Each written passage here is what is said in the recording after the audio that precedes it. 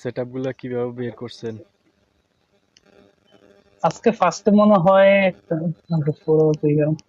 ফার্স্টে মনে হয় এই জোনটা ধরছিলাম মোস্ট প্রবাবলি নাকি ফার্স্টে মনে হয় এই জোনটার জন্য ওয়েট করতেছিলাম।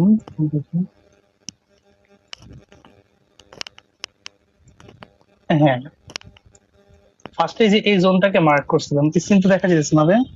রুলস অনুযায়ী প্রথমে আপনি যাবেন কোথায়? কোন টাইমে যাবেন? এই যে হ্যাঁ, ওকে প্রথমে এই যে 4 আওয়ারে গেছি, মানে আজকে একদম ফার্স্ট যেটা করছি মানে হ্যাঁ। ডিউটিতে যাওয়ার পরে ফ্রি হয়, তারপরে ফার্স্টে ট্রেডিং ভিউতে ঢুকে 4 আওয়ার আগে মার্কেটে ঢুকছি, নিচে আপনার EMT 5 ঢুকে দেখলাম মার্কেট কি করতেছে।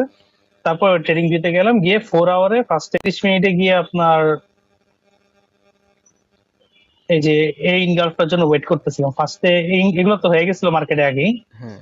তো এই যে এই ক্যান্ডেলটা দিয়ে আমি ইনগালফের জন্য ওয়েট করতেছিলাম যে এই ক্যান্ডেল দিয়ে হয়তো একটা ইনগালফিং হবে। তো এগুলো ইনগালফ হয় নাই, লাস্ট পর্যন্ত আপনার এইটারই ইনগালফ হয়েছিল। তারপরে এখানে ছিলাম, এখানে সেটআপ গুলো এই যে ফার্স্ট আপনার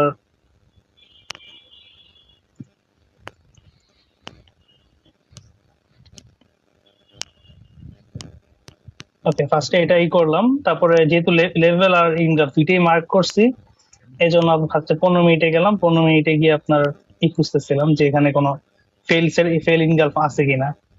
পরে যাওয়ার পর দেখলাম যে এদিকে একটা ফেল হয়েছিল আগে, এই যে এদিকে একটা এটা ফেল ছিল। এরপরে 5 মিনিটে গেলাম, এদিকে ইনগালফ ফেল আছে, এটা সেলটা মার্ক করলাম না কারণ হিজিবিজি হয়ে যাবে। আচ্ছা। এবার 5 মিনিটে গিয়ে আপনার দেখলাম যে এখানে একটা আছে আপনার ওই কি বলে এটারে, কি হয়? কিএম আছে। হ্যাঁ, এই কিএমটাকে মার্ক করলাম। তারপরে এখন এসএলটা ছোট করার জন্য 1 মিনিটে গেছি, 3 মিনিট মনে হয় দেখি নাই।